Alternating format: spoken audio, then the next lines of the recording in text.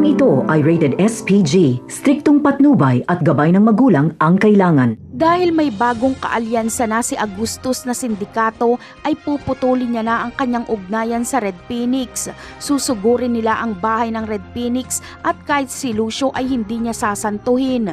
Kukunin nila Agustus ang lahat ng pera at mga produkto ng Red Phoenix, kaya wala ng Red Chaser na ibebenta. Tanging ang produkto nila Tanggol at produkto nila Ramon na lang ang magiging mahigpit na magkakumpetensya. Sa kabilang eksena naman ay pumunta nga si Olga sa burol ni Noy at nilagyan niya ng bomba ang kabaong ni Noy.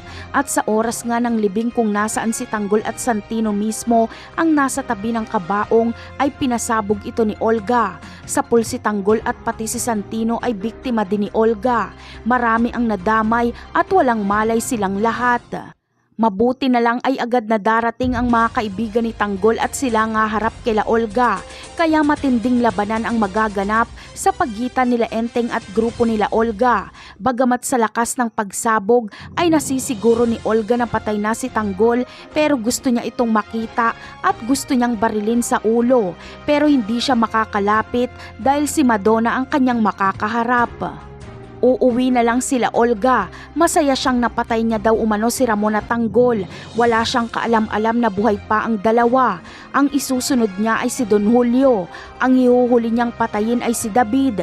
Pero hanggang salita na lang si Olga dahil ikakagulat niya na lang na buhay pa pala si Ramon at Tanggol.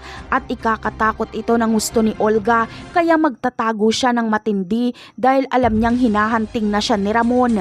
Napakarami pa nating dapat abangan sa mga susunod na episode. Paalam!